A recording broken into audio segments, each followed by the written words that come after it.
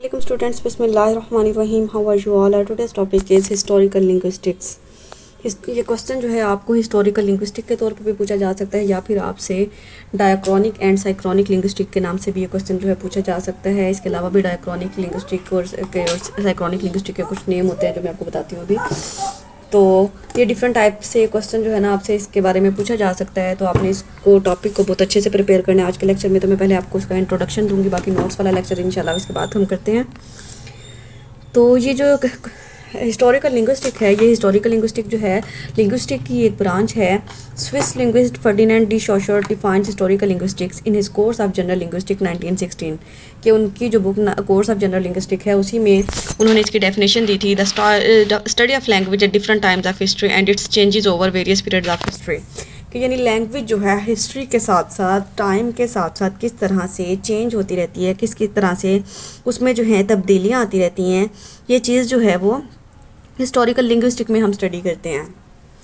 अब ये जो मैंने आपको वर्ड बताए हैं डायक्रॉनिक वर्सेस साइक्रोनिक लिंग्विस्टिक, अब ये दोनों जो हैं एक डिफरेंट कॉन्सेप्ट हैं। डायक्रॉनिक जो है एक ग्रीक वर्ड है, ये दो वर्ड से मिलके बना है, एक तो डाया और दूसरा कौन सा है क्रोनिक।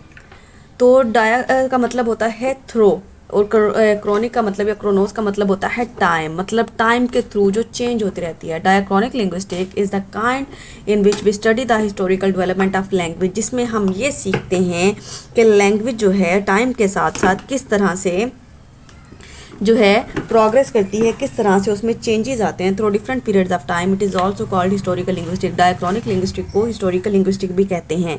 अब डायक्रॉनिक लिंग्विस्टिक में क्या था कि अगर आपको याद हो, आपने पार्ट 1 में क्लासिकल पोइट्री पढ़ी थी। जब आप लोगों ने क्लासिकल पोइट्री पढ़ी थी, आपने जॉन डन को पढ़ा था, आपने द रेप ऑफ लॉक पढ़ी थी और एक और जो था चौसर को पढ़ा था। तो उनकी जो चौसर की जो इंग्लिश थी वो ओल्ड इंग्लिश थी, जो आपको आसानी से समझ नहीं थी आती। आपको याद होगा कि आपने वहाँ पे लाइक के स्पेलिंग जो है LY के पढ़ते थे, हिम के स्पेलिंग HYM पढ़ते थे।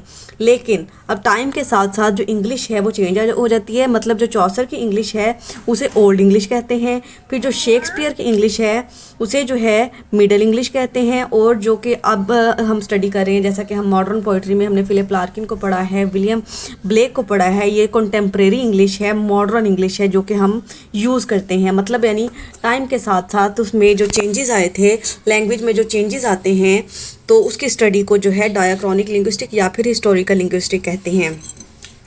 तो डायक्रॉनिक लिंग्विस्टिक से मुराद ये होता है कि ना आपने जो है 15वीं सदी से लेके 15th सेंचुरी से लेके आपने जो है 20th सेंचुरी तक का जो लिटरेचर है आप उसको स्टडी कर रहे हैं, तो आपको जो है ऑटोमेटिकली जो चेंजेस हैं वो फील होंगे। ऑटोमेटिकली आप इस बात को जो है फील करेंगे कि किस तरह से जो है वो लैंग्वेज जो है वो टाइम बाय टाइम जो है वो चेंज होती रही है। उसमें जो है वर्डिंग में, प्रोनाउंसिएशन में, डिफरेंट जो है सेंटेंस स्ट्रक्चर में, सिमेंटिक्स में चेंजेस जो हैं वो आते रहे हैं। इसी तरह से साइक्रोनिक लिंग्विस्टिक क्या होता है? साइक्रोनिक लिंग्विस्टिक भी एक ग्रीक वर्ड है। It is a study of syn means together, syn means together and जो क्रोनोस मीन्स है इसका मतलब ही होता है टाइम। तो synchronic linguistic deals with the study of language at a particular time period, कि यानी साइक्रोनिक लिंग्विस्टिक में सिर्फ एक पर्टिकुलर टाइम पीरियड में जो लैंग्वेज को स्टडी किया जाता है उसको जो है साइक्रोनिक लिंग्विस्टिक भी कहते हैं और डिस्क्रिप्टिव लिंग्विस्टिक भी कहते हैं। तो यानी जब एक पर्टिकुलर टाइम हम फर्ज करें कि आपसे जो है आप जो है 5 साल की जो इंग्लिश पढ़ते हैं, आप 1995 से लेके 2000 तक की जो है इंग्लिश को स्टडी कर रहे हैं, तो वो एक पर्टिकुलर टाइम पीरियड है। उसकी जो उसमें जो लैंग्वेज में चेंजेस आई हैं या जो लैंग्वेज में डेवलपमेंट्स हुई हैं, तो वो जाहिर सी बात है कि एज़ कम्पेयर टू डायक्रॉनिक बहुत कम होंगी। तो इस स्टडी को जो है साइक्रोनिक लिंग्विस्टिक कहा जाता है। तो ये बात आपने याद रखनी है। मतलब यानी जो कि डेवलपमेंट ऑफ लैंग्वेज होते हैं और वो डिफरेंट काइंड्स के होते हैं, डिफरेंट पीरियड्स ऑफ टाइम में होते हैं, उसको डायक्रॉनिक कहते हैं। और जो पर्टिकुलर टाइम पीरियड में होती हैं उसको आप क्या कहते हैं?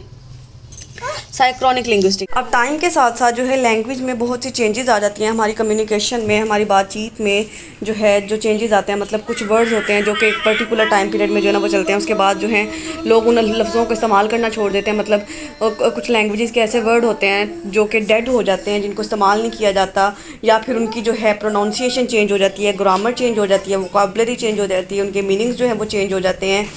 तो ये सारे जो चेंजेस होते हैं ना ये डायक्रॉनिक लिंग्विस्टिक में होते हैं। Language is productive by nature, language जो है ना बाय नेचर प्रोडक्टिव है। इट कीप्स ऑन चेंजिंग, ये बदलती रहती है।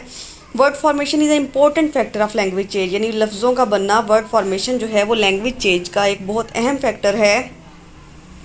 Words are added and omitted in languages, यानी बहुत हर लैंग्वेज में, ये नहीं कि आप इंग्लिश की बात कर लें, आप इंग्लिश उर्दू को ले लें, पंजाबी को ले लें, सराइकी को ले लें, पश्तो को ले लें, कोई भी लैंग्वेज ले लें, उनमें जो वर्ड्स हैं जो ऐड होते रहते हैं और कुछ वर्ड्स हैं जो कि ओमिट होते रहते हैं, ख़त्म होते रहते हैं टाइम के साथ साथ। तो ये लैंग्वेज में ये जो चेंजेस आते हैं ये हम हिस्टोरिकल लिंग्विस्टिक में स्टडी करते हैं। बाकी इंशाल्लाह मज़ीद आपको मैं इसका जो है डिटेल्ड नोट से लेक्चर जो है समझाऊँगी, तो आपको मज़ीद इसका कॉन्सेप्ट जो है वो समझ आ जाएंगे। अल्लाह हाफ़िज़।